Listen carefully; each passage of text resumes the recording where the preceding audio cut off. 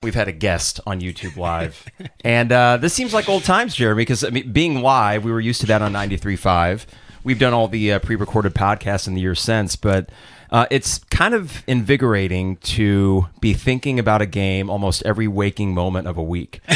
And that's been my week. I've been distracted at school, and I can't stop thinking about Saturday night. Yeah, hey, thanks for having me in the basement, man. Thanks. The studio looks great. We can play some Simpsons Arcade after if you want. I'm still looking through. Oh, I saw that, which is awesome. That's still looking at all the posters and seeing which one I want the most. But yeah, how about it? Illinois football, we used to call it Project Prolonged Relevancy. Yeah, which would sometimes last till mid-September. Yeah, so if we were lucky. So, you think about what this could be if they would have, taken care of business against Indiana, but it really doesn't matter because you've made up for that, right? I mean, the last couple games, you certainly made up for that. But the other part is, man, the Big Ten West stinks. So you have a great opportunity. But most importantly, Carp, I just think you have a really good coaching staff. Like I think this is by far the best coaching staff I've covered, obviously. But you stack it up in the Big Ten West, man. I think this is one of the best coaching staffs in the conference. I said it when these guys were hired. When they hired Kane and McDonald, I just kind of looked at it in the hole and I said, man, this is a staff that Iowa fans would probably be happy about. And Michigan fans would probably be happy about. And they're putting the dudes in, spots to succeed. Johnny Newton, Keith Randolph are really talented recruits. Now they're showing it. A guy like Kirby Joseph, who was a backup forever and played wide receiver, turns into an NFL prospect with free safety in the scheme. So it's really, really encouraging to see just competent coaching, competent football. Last year after the Nebraska game, I dubbed this term consistent competence, and you weren't probably going to get that in most year ones, and I get that. Yeah. In fact, I don't think they won consecutive games in year one. It was on and off. So then you look back, and it all makes sense that they're at where they're at now, because the tail end of last season, there were disappointments like at Iowa where you had an opportunity. The game against Rutgers at home, which was just kind of one of those sleepy Saturday morning slugfest in the rain, and it just never quite picked up. But really, this seems like the natural continuation, and that's what I think makes it different than, let's say, 2019. You were talking about this with Jay Lehman on Monday, and it just strikes me that when you mention competence, there is a kind of style of football they're playing now where I'm confident that they can prolong this, and that even though a Kirby Joseph may leave, or next year it's going to be Newton and Randolph in all likelihood, that the systems in place would keep you from bottoming out, which is usually what happens with Illinois football. Let's say they won 8 or 9 games under Zook, and they did that one year. It was not at all surprised when they went 5-7. I would be shocked, or at least pretty darn surprised if next year, despite all the departures, if they come out and lay a 3-9 sort of egg. It just seems different. Yeah, I think there's always going to be games in a season that most teams outside of your Bamas and Ohio States and all that, which is just a different level of football. Right? Illinois is not playing the same game, right? There's going to be games that you lose that you regret, but there's also going to be games where you surprisingly win. And the key to all of that is just consistently being competitive. And I think that's the first step we saw last year, was a team that could just be in games in the fourth quarter. And we've seen Pat Fitzgerald make a career out of that. Mm-hmm. Just be in games, make less mistakes, make fewer mistakes, and you'll have a chance to win. And you're going to win most games, even in the Big Ten Conference, outside of playing, the Ohio States and Michigans right now. So that was step one. And step two was just getting better at those things. And, obviously firing Tony Peterson, hiring Barry Loney has made a huge impact. Getting Tommy DeVito in here has been a huge impact. But the fact that Ryan Walters and what they're doing defensively with those guys is repeatable. That's the biggest change from 2019. That was the year you lost to Eastern Michigan. I don't know if we remember that. They started 2-4 that season, and all of a sudden now you get 4 wins in a row. But let's look back at Wisconsin. It was 4 turnovers. You knew you got fortunate, you forced those turnovers, right, but that's not easily repeatable. That Michigan State game, epic as it was, one of the best games I've ever covered, most memorable games I've ever covered, hard to repeat that. You can repeat what you've done these last 3 games. Well, and it's not just repeating it. It's the fact that even if you were to play subpar in comparison to the Wisconsin game or the Virginia game, that's still a much higher bar. In other words, there's this sort of win expectancy stat, and I forget which place publishes this, but in the first 5 games, I think the Indiana game, Illinois had a 72% chance to win that game. And that's what made it so frustrating. We felt that. We saw it. Illinois just looked better. You have dominated all 5 games. All 5 games, and all the other 4 were in the 90s. And I'm pretty sure the Wisconsin game was like 98, 99%. And there was another interesting point that Jay brought up on Monday's podcast that it hit me as I was watching the third quarter. I was so at ease, despite being up only 4 points at half, and thinking, even if they just get a field goal to start things off. And for me, I say the play of the game was the 4th and 4, where it was that little out pattern to Isaiah Williams. Yeah. And just calmly and coolly, they executed it. They finished the drive. And at that moment, I had no doubt. And yet in the YouTube Live, there were Illini fans, understandably, thinking, well, it's not over yet because we've seen it a million times. But that's why I keep going back to the fact that this feels and looks different, and the stats would bear that out. Yeah, I think there's always the doubt, right? And I've taken some heat because, and all of us at Illini Inquirer, we all picked like a close game. We all had like a 4-point game. But Illinois losing because, it's still Illinois. They still got things to prove. Even though I went into that game going, man, I think they have a real chance to win. I really do. I think they're going to have chances. But those turnovers against Indiana and Virginia were kind of in my head. The red zone struggles. But, yeah, just think about last year. What was missing was a couple first downs a game. Purdue, Maryland. Get a couple first downs. You're 7-5. 6-3 in the Big Ten. Or even plays like the kickoff return at Iowa. Not saying that alone would have changed the game, but it felt like it at the time. You were the better team for maybe a half. Yeah.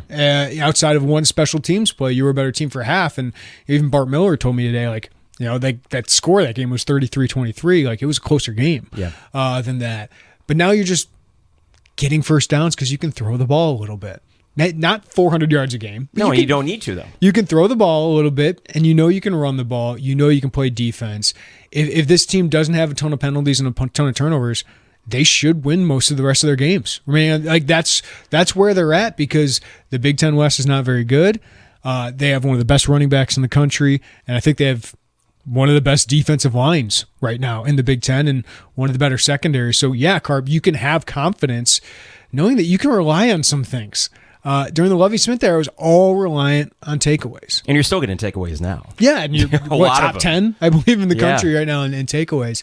So you're still doing those things, which is another conversation because Ryan Walters' approach to defense is far different than Lovie Smith, but they just do things that are repeatable, and that's what a Brett Bielema program is all about. I remember hiring Brett Bielema and thinking, I don't need it to be sexy. I just want wins. And it's easy to say that, and you've had the conversations before this year of if you're an Iowa or a Wisconsin fan, you're happy with 8 wins until you only get 8 wins, and then you want more. I'd love to be in that position, and hopefully Brett Bielema can do that.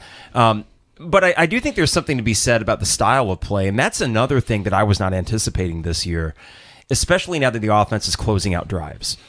This is beyond competence. This is, in many respects, domination. And it's fun. It's fun, and I think that's the key going into this Iowa game that, the metrics would all say this is going to be a competitive game. And I would agree that for at least the majority of the game, I don't anticipate a blowout. However, back to what you mentioned with what this team is good at, the defensive line and running, you're better than Iowa at both of those things, arguably. The defensive line might be up for discussion, but certainly the running game. But then you throw in the fact that Tommy DeVito is actually a pretty good quarterback. Best quarterback Illinois has had since Shieldhouse. Yeah, I have no doubt about that. And we didn't even need that, but that's what you're getting. Yeah, I think with this team, you have multiple answers. If a team's a really good throwing team, got pretty good secondary, and you're starting to get a pass rush, right? If a team's a good running team like Wisconsin, you can shut them down. If you need to throw the ball to win a game, I know it was Chattanooga, but they did a pretty good job on Chase Brown. But that opened up the RPO game. It opened up the pass game. Tommy DeVito, Pat Bryant. And a Pat Bryant touchdown that there was the ineligible man or holding that brought it back, but you see the options. Yeah, and in Indiana, you were able to throw the ball around a little bit, so you just have multiple options, and that's what Iowa lacks right now. Their defense is elite. Like that, Phil Parker's defense continues to be great. Their offense is atrocious. It's like Illinois' last year. So again, we go back to last year. If they just had a competent passing attack, I think that team could have made a lot more noise in the Big Ten West and potentially been in the mix. But it's just a well-rounded football team. And I think it's an entertaining team to watch. I Yeah. mean, defense. Everyone always. I hate when national announcers, when we're watching Bears games, this is what Bears fans want to see. They is just did it defense. Sunday. Yes, and one of the most boring NFL games I've seen. It's like, no, I want a good offense. I want to see him throw the ball around, but you know what? I want all of it together. I want to be able to run the ball when I need to run the ball. I want to be able to throw the ball when I can't run the ball. Yeah, and I want to have a competent defense. But Barry Lundy's offense, I think, even though they struggled to score against Virginia and Indiana, you could see it was different. Like it was moving the ball up and down the field, that if they just stopped shooting themselves in the foot, they would get it figured out. And it's not surprising that they would have some early struggles, Carp, with a new coaching staff, figuring out his personnel, figuring out what he can do, what he can't do with a new offensive line. That took some time, but now I think you're starting to see like those concepts are working, and they're cleaning up some of those mistakes. Well, let's talk about Barry Lundy, because when I heard pace and all those things about him coming in, and I remember the UTSA game last year, what I felt during that game watching UTSA score 30-plus points on offense was I felt off balance. And as I'm watching these games now, I'm having a really hard predicting what he's going to call next. So that's step one. But step two is the fact that the pace that sometimes you see them really hurry it up, I think they're top 10 in the nation in time of possession, which is one of my favorite stats. We talk about takeaways, and that's one that often gets thrown around. I always say I like to score first, though 2 of these wins, I don't think Illinois has scored first. I think Virginia got a field goal. It was always your key to the game. That was always the key to the game. But as I think it just gave you relaxed. It did, right? It did. But even in the Wisconsin game, it showed that they were able to take that initial punch and respond. When they scored, we were like, uh-oh. Yeah, of course. it was the efficiency with which Wisconsin scored, and the fact I missed the kickoff.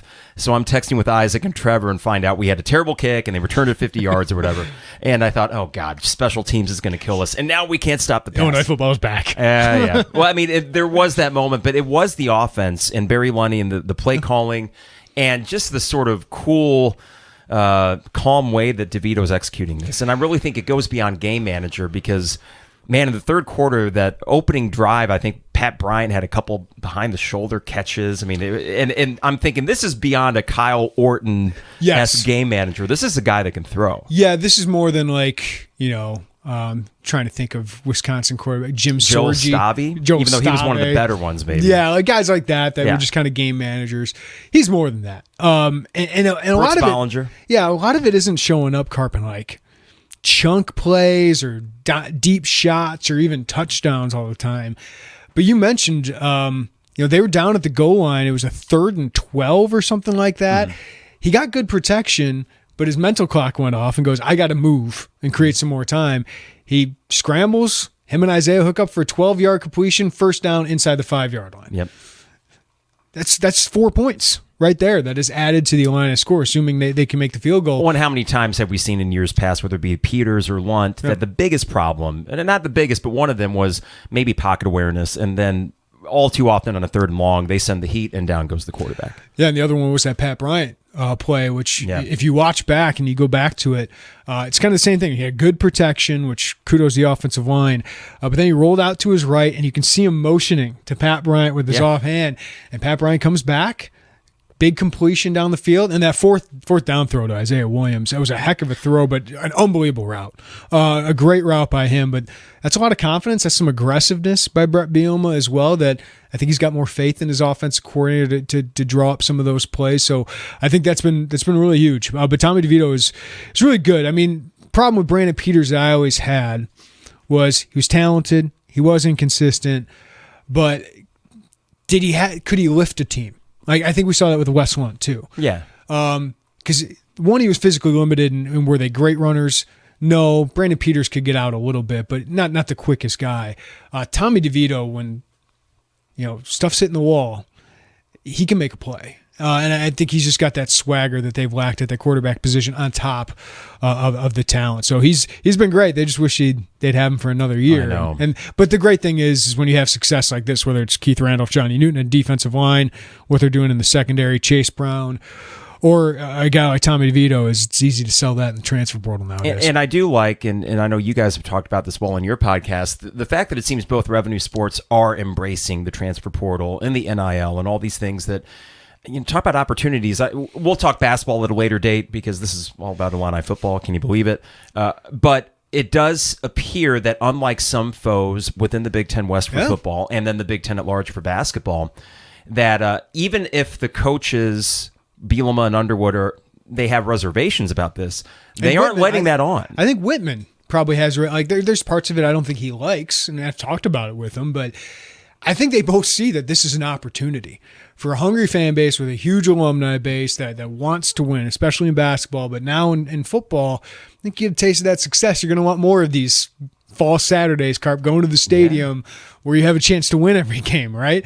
I think they saw this as an opportunity, while some people, Purdue, Wisconsin, Michigan, even with their basketball program. Yeah. Surprisingly. Yeah, surprisingly for a program like that, haven't embraced it. And it's part of the reason I think the Nebraska job is really enticing to a lot of people, is because they're embracing that stuff too, and they want to put their fan base and their alumni base to use.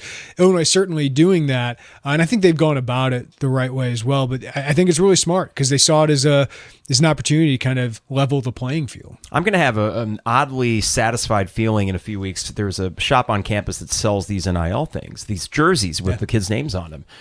And I'm going to very happily buy my Ty Rodgers jersey and know that that's my guy. That's my guy. I figure Sky Clark could be a 2-year guy. I feel like Ty Rodgers is the 4-year steady Big Ten veteran. We'll see. But no, I think people are going to love the way he plays. If you had a football guy, who would be the football guy? DeVito would be the easy answer, but after the Chattanooga game, it was Akis. I just absolutely... and I know that he didn't have the stats against Wisconsin, and maybe not even the hurries. I didn't watch the tape, but he is very good. I don't know how this diamond in the rough, it seemingly just fell in our lap and wasn't talked about much until that name. I had no idea, and I don't even think it was on the spring roster, perhaps.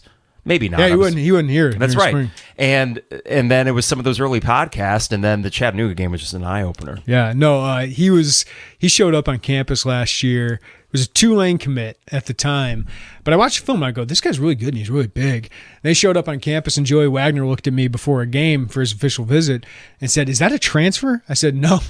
I thought it was Jackus at the time. Gabe Jackus. Is he 18? Yeah. That's insane. So he was when he got here. I think he's still 18, but he's insane. It's one of those guys that I think we missed on when I saw him, and by the end of his recruitment, he was getting recruited, no doubt. I mean, they won over Tennessee for him. In Tennessee, you talk about NIL dollars, you talk about a fan base. I mean, now top 10 team in the country.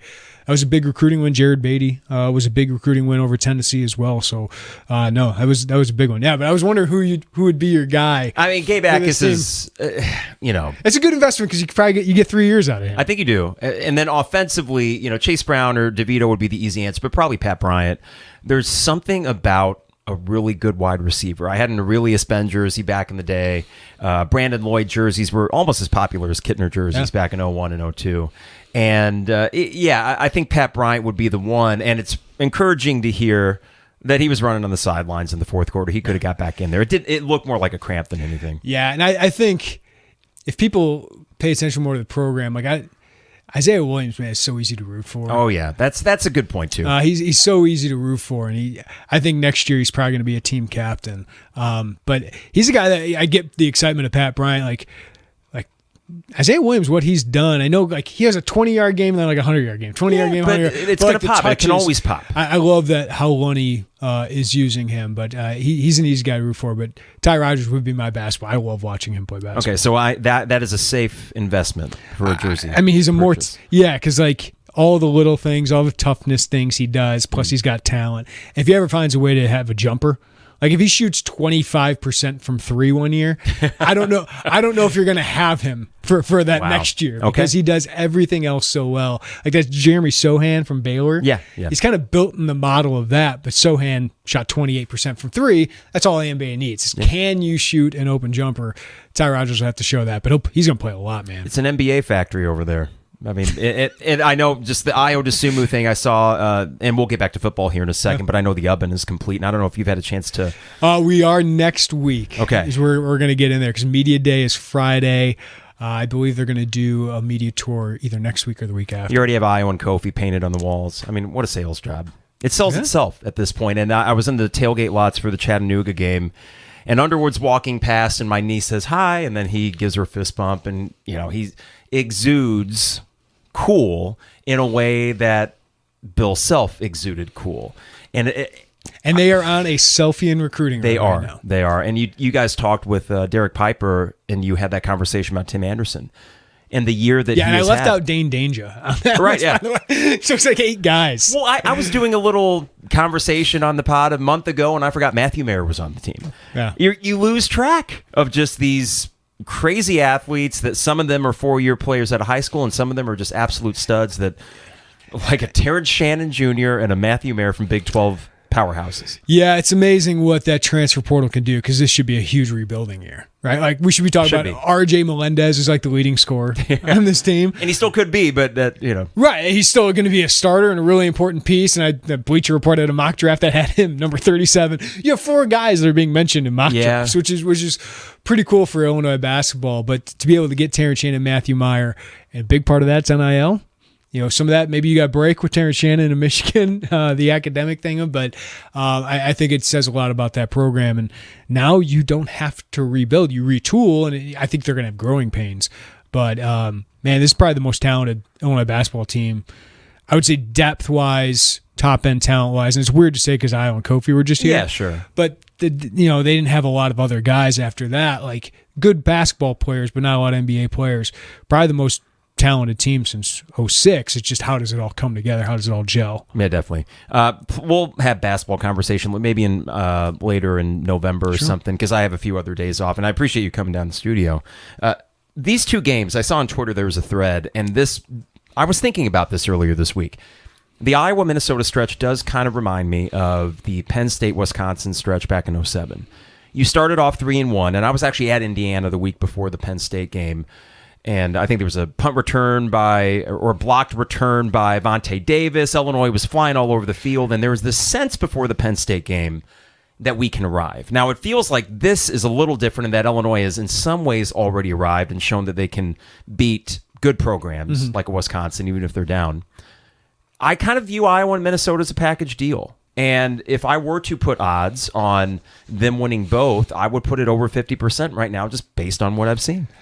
Yeah, I think Minnesota's a great test for them. But I think Iowa is too, because how does the team handle success now? I don't think that'll be a big issue. Again, it's kind of the coaching staff. You just have confidence. I'm less concerned about that. Yeah, in them, and just how they prepare and all those things. And they expect to win, which is, it's one thing to say it, but then to actually go to Wisconsin and win that game, to go to Penn State last year and win the game, go to Minnesota last year and win that game.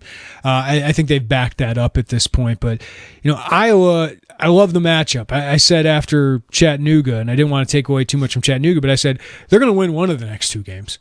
I just think they're a good football team, and I think they're going to have a chance. I thought Iowa, because their offense is so bad. I think Illinois is going to struggle to score points against Iowa more so than Wisconsin, because I think Iowa's defense is far better. Wisconsin's missing some linebackers and defensive backs from last year, but losing the tight end hurt, and then another one during the game. Yeah, so I thought going into that game, I probably should have picked them because of some of those things you're talking about, the injuries they've had, some of the holes they had in their roster. Iowa doesn't have holes on their defense, so that's going to be a huge test for Barry Lunny.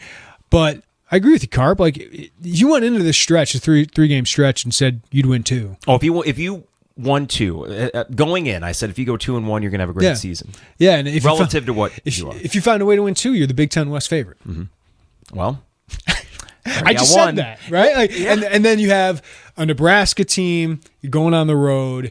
I think Nebraska can score, but man, their defense I don't think can stop Illinois. And then Purdue is so different than any team in the Big Ten West. Like, a lot of these are going to be toss-ups. I think Northwestern you're going to destroy, just because I think you're a far better football team. But like, you are setting yourself up I hate using the term, but I'm using it this week, so I apologize. The D word. To control your own destiny. Correct. Like, if you win the next 2 games, you do. Because I think all of us are going to say, going to Michigan with nothing to lose. And I'm going now, and we have family up there, so we were considering it, but then after the Chattanooga, and I know it's Chattanooga, it's the way you did it. It's the way you looked. And the Wisconsin game was the ultimate sales job. We're going to talk the ticket situation in a bit. Because you had a soapbox, if you want to say that, at the end of the last pod, and I was like, the fact that you, as the objective journalist, were thinking some of those things, I've gotten a lot of feedback about that too. Yeah, and I got a thought about that, but I had to sit here at Carp today because I'm going to Vegas that week to cover Illinois the basketball. UCLA game of Friday. Because and then UCLA and Right. Baylor, like that is the bigger thing. Me and Piper are going to be there. Wagner's going to be at Michigan. So we get Vegas, he gets Ann Arbor. But I sat there and I asked, if they're 8-2 going to that game, do I fly from Vegas to Detroit? a red eye. Go to Ann Arbor, cover that game, and then come back to Vegas. Because when you say 8-2, that is factoring in another possible loss, and I do think that with this team, as good as they played, Purdue's good. We saw in the Indiana game that even when you play well, college football is weird, and that's why the Nebraska game, I cannot shake it for the life of me. Yeah, why that just? But that could go for any of them. Because you could still lose a game you don't expect to lose, and let's be honest, like I was still pretty good. Great defense. Minnesota's a well-balanced team. I can't wait for that matchup. I think they're two very similar teams going up against each other. So I think that's going to be a fantastic matchup. Purdue I think it's a good matchup for Illinois based on their defense. And Purdue, I think, will struggle in the trenches against Illinois. I like playing them later, too. Not that I'm going to say, it's going to be cold weather and that's not conducive to passing offense, but it does help when you got Chase Brown and they don't. But Aiden O'Connell and Charlie Jones are the best quarterback wide receiver duo in the West, right? Like, so it's really fascinating, that matchup. Michigan State, I think you should win. I think you're far better coached than that team. And we say that as Bears fans. The Mel Tucker thing, he only had a year at Colorado, maybe 2. But all of us, when he got that contract, were like, already? 1 year? Yeah. 1 year and you're doing that? It reeked of desperation. We are so scared of him becoming Saban. Yeah.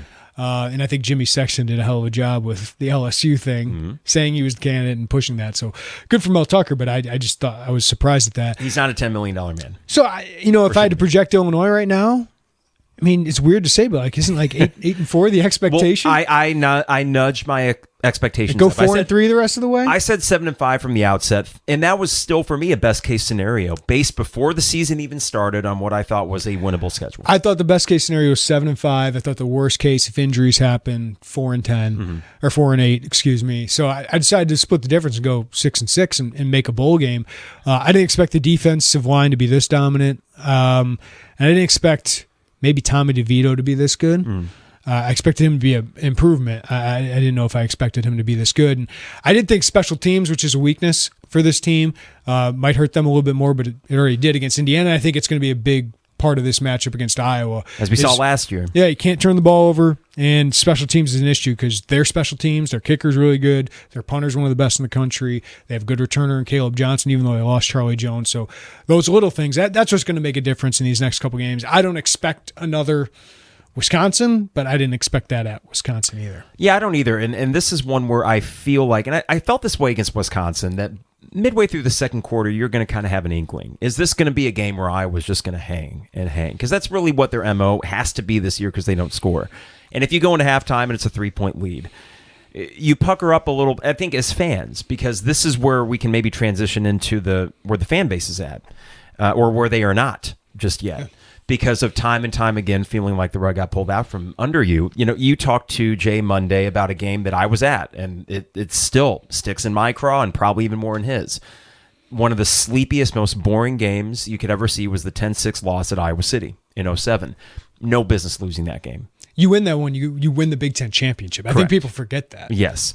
And while the rest of the season was great, that was one because it's Iowa. And you add that on top of the fact it was just a frustrating loss. There's no team that Illini fans would rather beat than Iowa. 2008, the game at home, if you recall, and I would assume you maybe were reporting it at that time. I was a student in I covered basketball when I was at the DI. But you were at the game, though? Yeah, I was there. Do you recall late in the game, despite winning? 2008, I kind of blacked out, man. I was going to ask you, 2007, because I didn't get student tickets when I was a freshman. Yeah. It was Illinois football. Nobody cared. I came to Illinois to cover Illinois basketball. And a metaphorical blackout, correct? I know it was college, but no. But second year, I worked in the SID office, so I was doing the PR thing, and I realized I don't want to do PR. I want to report. Sure. So I was at the games, but I don't remember a lot of those. I remember the Ohio game was cold as hell. 2006. Juice Williams came into the game. Yeah. It was his first kind of real action because they finally benched Tim Brasic. That was Frank Solich coaching for Ohio. Yeah, and he had a good career there, by the way. Just retired here recently. But 2007, I remember going into that year, we got tickets, the new student section was there, and there was hey, we're going to be a bowl team. What do you like? What were your expectations? Because you remember that stuff a little bit more. Yeah. Because you were an Illinois football fan. Like I watched the Sugar Bowl team because my brother was going to Illinois. But that season, like I remember the Penn State one was big, but that Wisconsin one, that was the game. that was like, oh, they're this good. Like, And especially Rashard Mendenhall is that good. Yeah, the 07 season, I expected a bowl game. I was at the Missouri game, which was those 07-08 Missouri games. While you lost both of them, were super exciting games, and it was just shootouts, But then it was, and if you recall, in the 07 year, you came back after the Missouri game, and I think you beat Western Illinois 17-10, or something like that. So nothing great yet, Like but then Miller scored a touchdown in that one. I think so. Yeah, you went to Syracuse the following week and you smoked them. Something about domes that year. The Syracuse and Minnesota games, you just ran all over them. And then I went to the Indiana game where you started 3-1, and that is when it began to feel a little bit different. The Iowa game was so frustrating because it was the true letdown. It was the hangover effect, which I always use that narrative, but in this case, it was after 2 huge home wins. The Michigan, and then Hudson the Michigan fumble, the muff punt. Yep, and then just getting bowl eligible the next week against Ball State. I have never been happier after a MAC win. Never. I mean, it was just a big deal to finally get back to a bowl game. I remember vividly, though, in terms of expectations in November, the Minnesota game was wow. I mean, I think even Walter Mendenhall was able to get like 10 carries in the fourth quarter. Smoked him before the Ohio State game, and I had just turned 21 the month before, so I go to CVS that morning. I get a bunch of booze for an Ohio State-Illinois party. And it just clicked to me when I was in the line that I think we got a pretty good shot here. Yeah. I legitimately thought that. I vividly remember that because we were in the fraternity house. And when they won and Juice had that drive, we said, what do we do? We said, what? Go down Green Street. Yes. So I don't know if I've told anyone this story. We just go, let's run to the alma mater. Let's climb the alma mater. That was all we knew to do too. Yeah. Yeah. So we just ran there. We start hearing hooting and hollering. Yeah. We get to the alma mater. I am on the alma mater. Like if you get the DI from that day, I'm on the front page of the DI on the alma mater. And do you have it still? I don't know if my mom has it or what, but I remember that day. But then we're like, so what do we do now? Because Green Street was full. Yeah. And somebody just goes, let's run to the stadium. Oh, okay. So we did not do that, but I remember a big group. There's a stampede of people going down 4th Street. I mean, this is a mile run for all of us. Yeah. There's one door open in Memorial Stadium. We all get in. People start. One of my buddies, I know to this day, was on the goalpost. We're trying to bring it down, and somebody's like, "Guys, the goalposts don't come down." Like people falling off this stuff. So the cops finally come in. They go, "You guys got to get out of here." But they didn't really help us because everyone's nervous about getting arrested. Sure. Right? So they didn't open a door so we could all go. We all had to jump the fence outside the practice fields to get out of there. Where the Smith Center is now? Yeah. Okay. Yeah. So that was a very dangerous night it ended up being. But that was a really cool thing. But then they followed up with 2008. I know. Well, and we'll get to 08 in a bit because that of any season is the one. I always felt like Zook was the missed opportunity, but we got Bielema now, which is good. But that game against Ohio State, when I knew we were going to win, and this might sound premature, but Dufresne fumbled before he reached the goal line on that first long run to go up 7-0. He fumbled. Mm-hmm. They didn't review it. And I think being a young Illini fan that still vividly remembered the Anthony Thomas game in 01 or the 02 game against Ohio State where Walter Young got a touchdown, but they didn't call it a touchdown. I thought, okay, whatever juju is going on here is completely reversed from what I was used to. I thought, well, if we're getting a break like that, it's going to happen. You're right, though. The fourth quarter, until the third quarter against Wisconsin, different circumstances, but I asked my YouTube Live people on Saturday, most impressive quarter since. And that was the third quarter on Saturday, the most impressive quarter since the fourth quarter at Ohio State. Yeah, I think. Man, they just completely dominated. It was the first drive was so impressive, and the fact that they had 3 penalties or whatever, 4 penalties called back to back, 2 on Wisconsin, 2 on Illinois, but 2 touchdowns get wiped off the board. You're thinking, oh, that's going to be the story, or that could be the story. Throughout the game, we're kind of marking notes of what are the big moments here, and that felt like a big moment. But they found a way to get the ball in the end zone anyway. They scored 3 times on that drive, and you're thinking, oh, they got this, and then to get another stop, and the offense goes down and scores again, and of course the Illinois thing happens to Wisconsin, right? You think of all the bad breaks Illinois gets, they muff the kickoff, and it's right back to Illinois, and they score. They just score off that, and then the Chase Brown big run, another big moment for him, whether it's Doak Walker or getting Heisman votes, like that. Those are the moments you need. If he keeps this up, he will. Yeah, if you need, I wrote about this week, like, he's not going to win the Heisman because C.J. Stroud's going to go nuts, but can Illinois get a guy to New York, or can Illinois just get a guy in the top 10 voting? I think he's on his way to doing that if he leads the country in rushing, if he leads the Big Ten in rushing, and Illinois has an 8-4 or a 9-3 season. Because look at Kenneth Walker last year. And I went back to Kenneth Walker through the same amount of games. Chase Brown has 50 more yards. Kenneth Walker had more touchdowns, so that certainly helped him. Yeah. But then Kenneth Walker had like 900 yards his last, 7 games or whatever it was. Chase Brown could do that. Chase Brown can break Mikel Leshore's record, and if he does that, I think he's going to get some Heisman votes. This may be nitpicky, but I hope that the inability to get Chase Brown rushing touchdowns from the 1 or 2 yard line, which has been the case in Indiana, Wisconsin, I hope that doesn't become something that would keep him out based on stats. Yeah, I don't know. Because you had to go the QB sneak. You had to. I don't know how much that should matter, but if Illinois is successful and he's leading the Big Ten in rushing, or one of the top leaders in the country in rushing, I think he'll be. I mean, it's been since what, Kirk Hittner?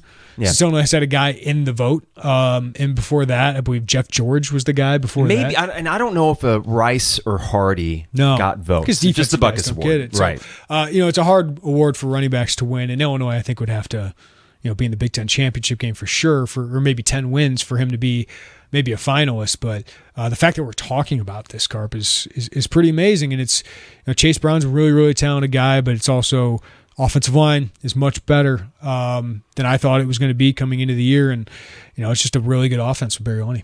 Before I let you go, I want to talk about the fan aspect of this, which is kind of twofold. One of them would be the ticket sales, and the other would be just the what would be keeping a fan from jumping all in. I'm all in. I mean, after the Indiana game, I said... you've been buying tickets for years, Carp. Yeah, but I have not been going in consistently. I had reached the point where I said, if we got a TV and we got a signal, I need to see it. And after the Indiana game, I was really stubborn. I said, I'm not going in the Virginia game.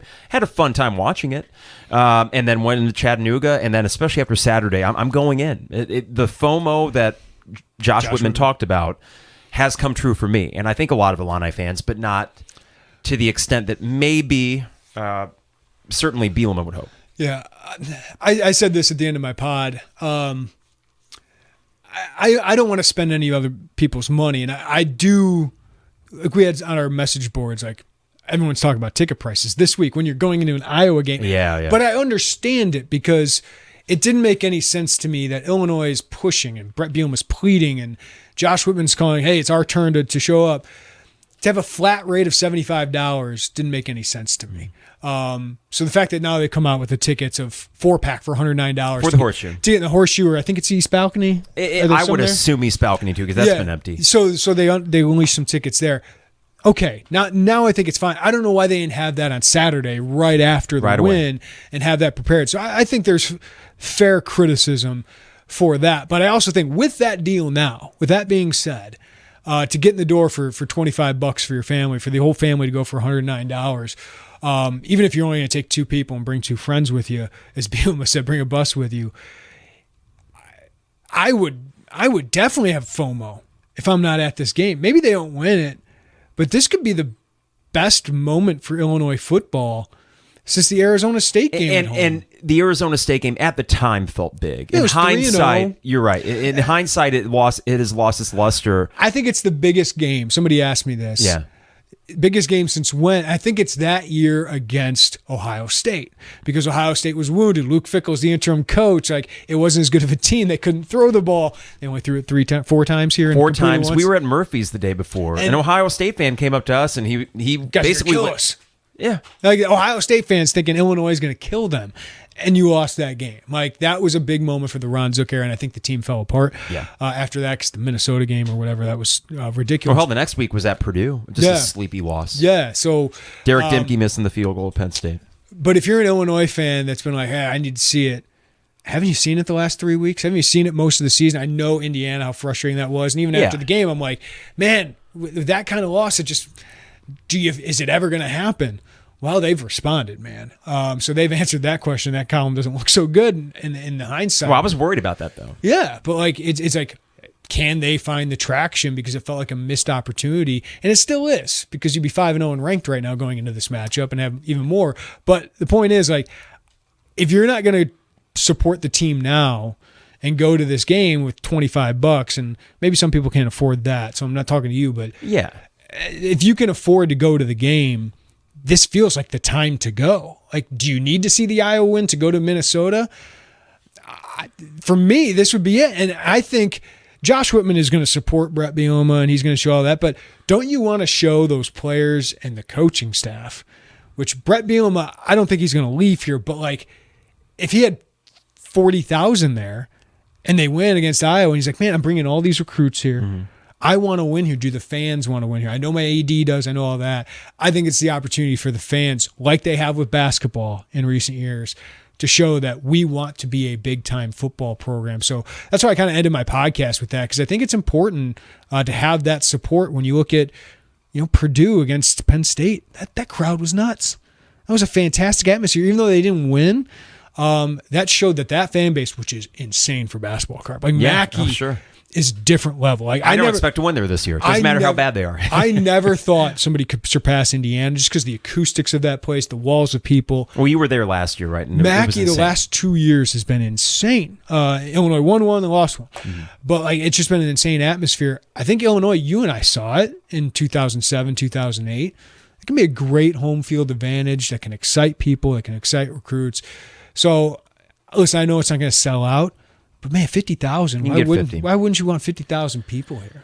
You can get 50. I just don't understand. Like, if you can make that trip, if you can make the day of it, why wouldn't you want that? I understand hotels cost money, all that. Yeah. It's a late night, all that. So, but this feels like the moment for Illinois football, and I don't know why you wouldn't want to be a part of it. So it's a no-brainer for me. I saw the $75, and I understand the reluctance with that. But as a concert goer, for me, I'm very much experiential. Yeah. I don't need stuff, even though you see I got a bunch of crap down here. But most of the crap down here has to do with an experience. So it's a commemorative thing, because I like to log memories. I like to log moments. And you mentioned this being a moment. I think it is. I think that the buzz that I feel around 6 o'clock, both chemical and just natural. The buzz walking into that stadium will be unlike something I felt probably since 2007, because I think the difference between, let's say, an Arizona State in 2011 and this, or the Stripe the Stadium against Ohio State in this, is that felt like, if Zook's going to do it, it's got to be now. And I remember actually walking into the lots with my mom on that Ohio State game, and she asked, so why, it was midway through the afternoon, and she asked, why is it not like packed, and why is there not more excitement? And I said, well, I think a lot of people are still kind of taking a wait and see approach with Zook. And that was year 7. Yeah. Well, this is year 2. They're far ahead of schedule for anything I could have predicted when Brett Bielema took the job.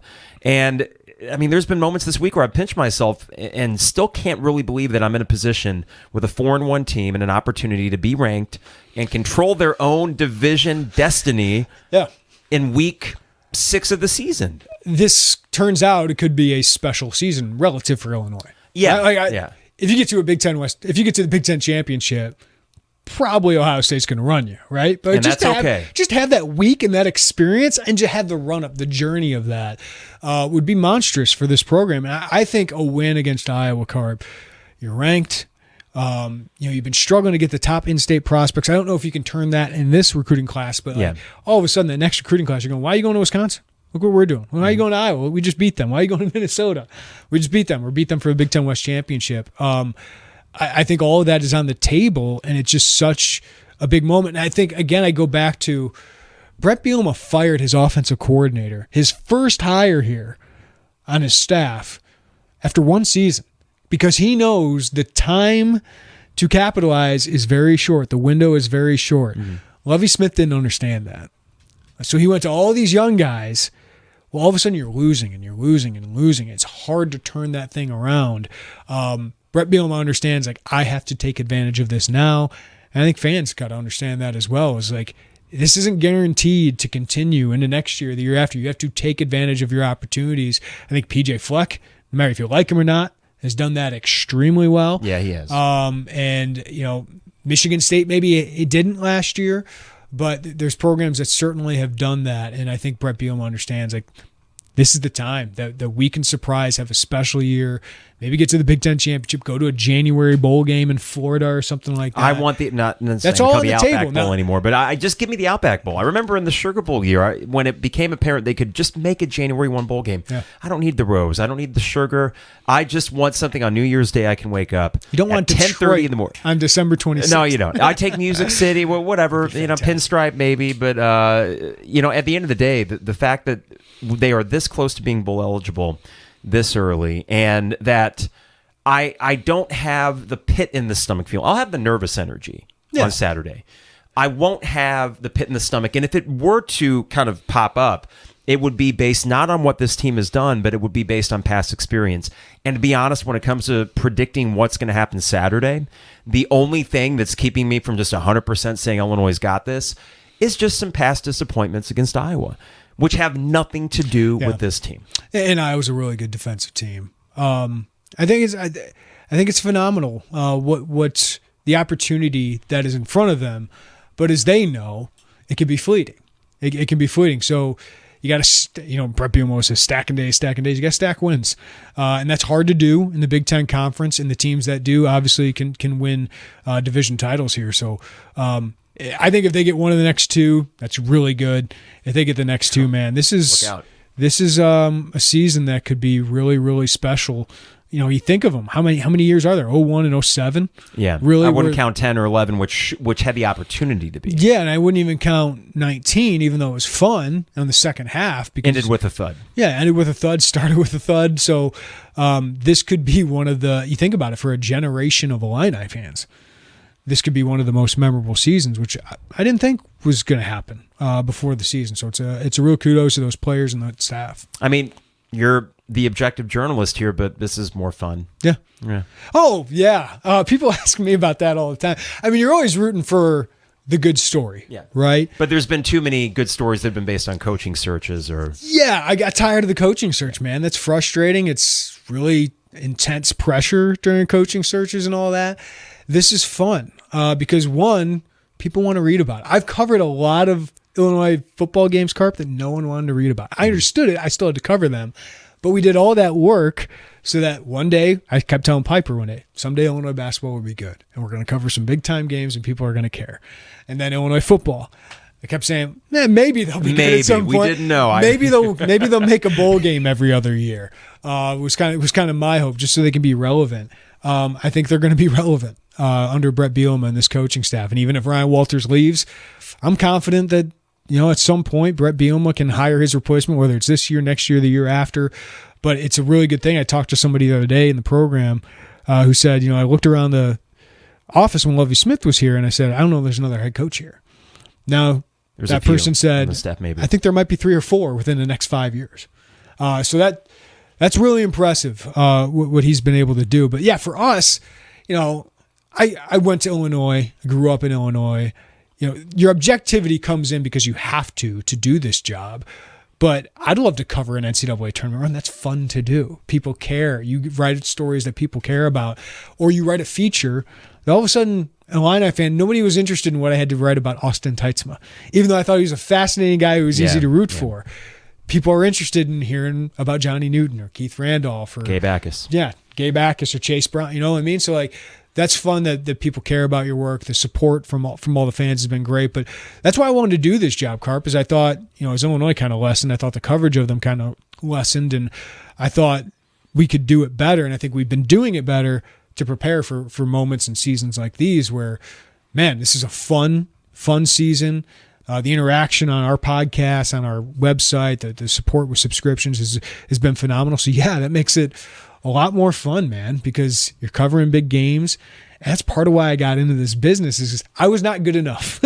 Athletically, I was not born with the traits to be good enough to do this, but I loved being around the sport. And, when I go into a stadium and the game starts, I get jitters, just like fans do, just like the players do. Now, if they lose, I don't take it as hard as you or somebody else because I'm just covering the story. Sure, yeah. But when they lose to Indiana, I'm like, oh, man, people are going to be asking when's basketball season. Well, and then you probably saw a direct correlation with how many views on articles and how many. I know and I told you before we hit record that Indiana postgame podcast, I was surly in that one. But you got to keep doing the job, but it's like it's not going to matter as much. It's going to reach less ears and less eyes, and that's a little bit dejecting. But I think that as we enter this game on Saturday, and I do kind of view this as a twofer, I think that as long as they get one, people are still feeling great about it, and that there's a good opportunity to get both. It does appear, I had this weird thought, I dug up an old Fourth and Kirby shirt that said the 80s belonged to the Illini. We're only here in 2022. Yeah. Doesn't it kind of feel like that? I mean, all the excitement I always heard about the Mike White era. Yeah. I start to feel that energy. Was it Stoner? Was it Neil Stoner? I think he was the 80s AD, and then he got fired amidst some of the mid-80s, and then Makovic was AD and coach. Josh Whitman is really good at this. He is? He's really good at this, and I think he had to learn some on the job. I think he'd like that Lovie Smith hire back, but I think he learned something about the program. And even though Lovie didn't have success, I think Lovie helped him get that building, which was a very important part of what Illinois football is doing. But the guy cares, man, and he's got a way of rallying the troops and rallying the dollars to put into this program. The financial work that they got to do and debt and all that. I'm not smart enough to figure out, but he seems like he's maneuvering that pretty well, and he took care of the number one thing in people's hearts, which is basketball. And he's got them excited about that. Takes all I mentioned fan pressure before. When the basketball team is good, there is so much less fan pressure for everything else. And the other thing is now he's taking care of the wallet, which is why fan attendance is so important. Big Ten money, he's got the benefit of that maybe some ADs didn't have in years past, of course. So those dollars are coming in, but he's got to situate them. Because with all this realignment, Carp, and super conferences or whatever, don't you have this? We're in 2035. Could there be relegation? Could there be if you're Oregon State or you're Washington State, they could be left out to go to the Mountain West and go down a level. If you're Illinois, listen, I think you're sixth from the bottom or seventh from the bottom because your program is. So many alumni, there's so much money that comes into this program. But you want to set yourself up so where that's not a problem. He is setting his basketball program up to be a perennial contender. Yeah. And now football looks like it's going to be in the mix, in the battle, at least with Minnesota has that right now in football. And it's not just these conversations are happening not just because of attrition from these other programs. It'd be one thing if we were just sort of holding the line and everyone else just sucked, but it's the thing is, the ACC, right? Some of the I don't want to say about Wake Forest, but it's a fair comp. But did Duke win some football games? Go to some bowl games? They went to a couple ACC championships because the ACC just got worse. I mean, Cutcliffe was solid, but it feels more. It feels like there's more meat on the bone with this football season. I thought last year's football season had a lot of meat on it, but one of the best stats of last year's football season, Carp, that kind of got overlooked because you went 4-5. You outscored your Big Ten opponents. Yeah. For the first time in 11 years. Yeah, the 11 team? Yeah, or it was 10. 2010. Yeah, because 11 you did not. So that was the first time you'd outscored your Big Ten opponent. So the fact that you're doing that, the last 3 games you've played, and I understand Chattanooga's involved in that, you've outscored 89-13. You just crushed Virginia 24-3. They're a mess, by the way. Tony Elliott doesn't look like he's going to be very good. But the fact that what you just did in Wisconsin, Wyoming's won some football games since you last played them, and you absolutely dominated them. So I think it's easy to believe that this is going to continue moving forward. Which, just to go back to I think Josh Whitman, I've been saying, even though the Lovie Smith thing happened and Nancy Faye was a disaster, everyone in that athletics program believes in that guy. And that's what you have to have. You have to have somebody people believe in. They did not believe in Mike Thomas in that building. The donors did not believe in Mike Thomas.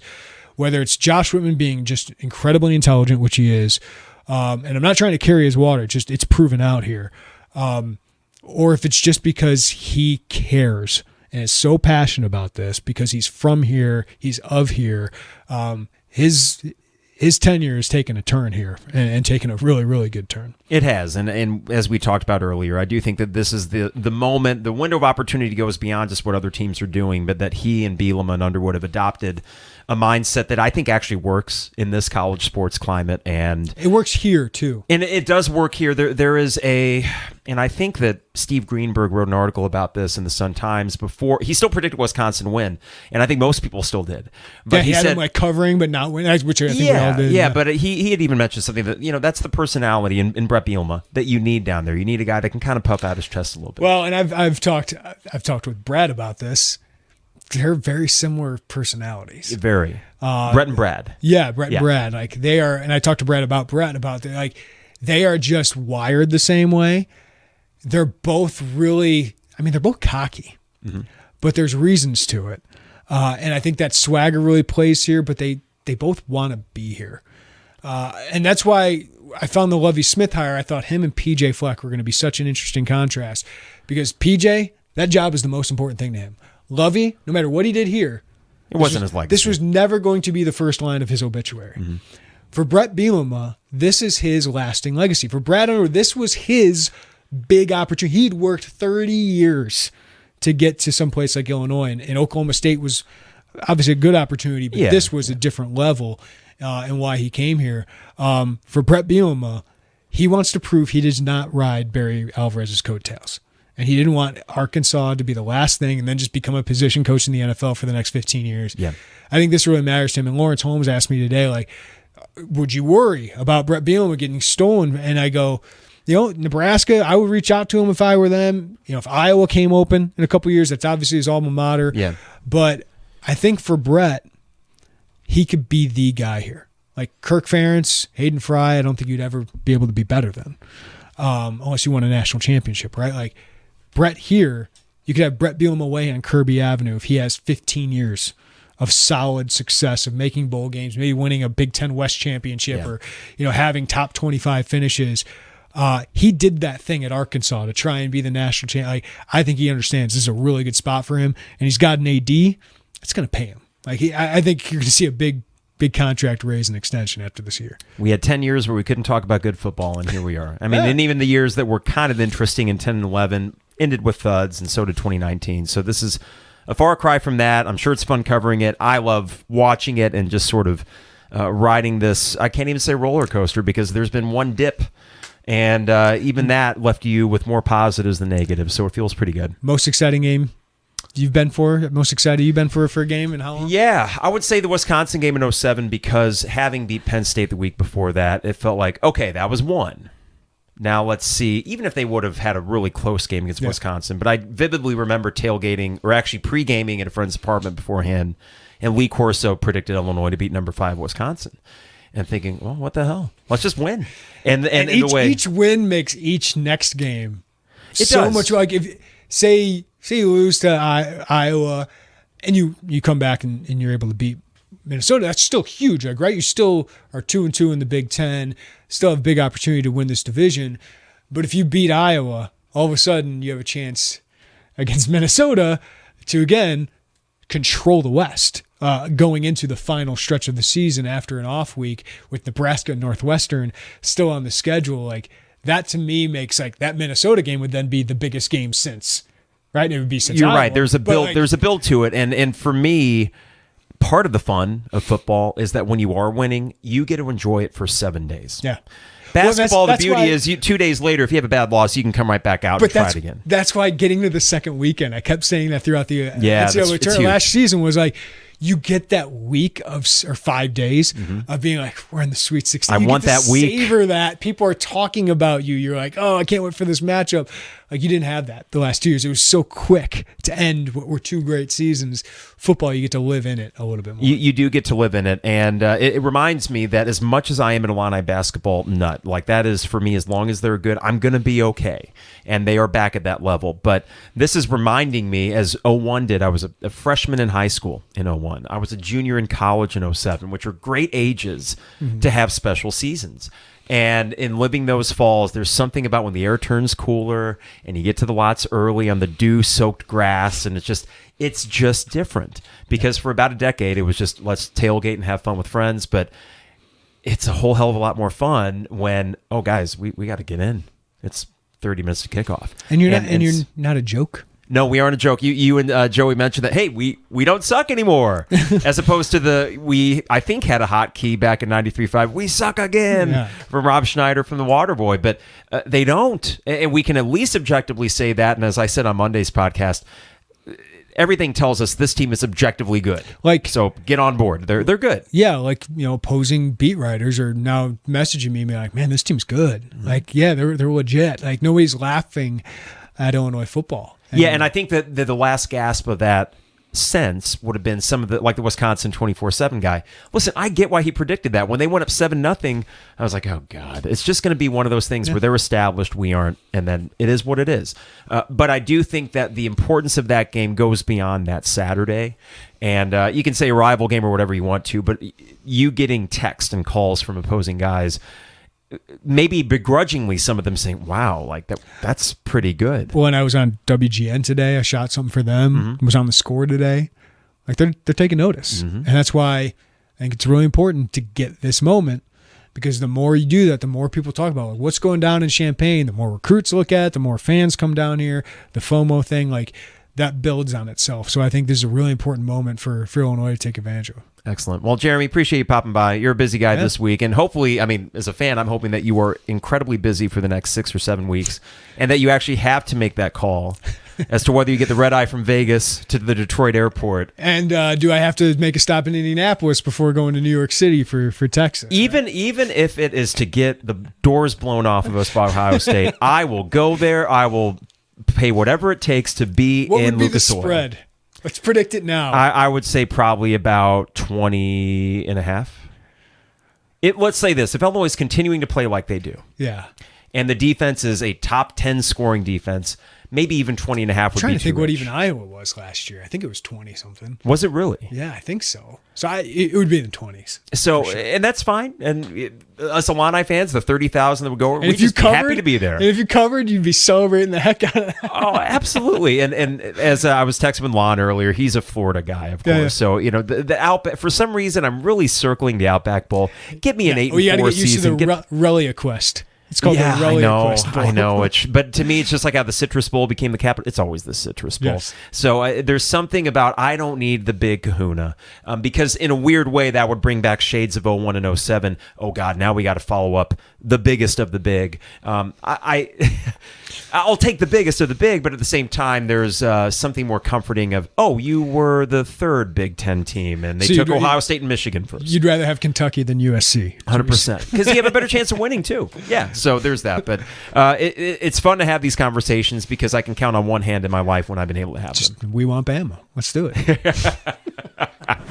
Jeremy, appreciate it, man. This is fun. And maybe somewhere with all my off days and stuff, we'll figure out a basketball thing, too. But, yeah, thanks for stopping by the studio. Yeah, and thank you, Carp, and thanks to the 200-level audience. Appreciate you guys because I know you dip into our podcast. Well, I think appreciate the support. They dip into yours, too. The layman and you and Joey and you and Derek, it's must-listen stuff. So appreciate it, and we'll talk soon. Anytime, man.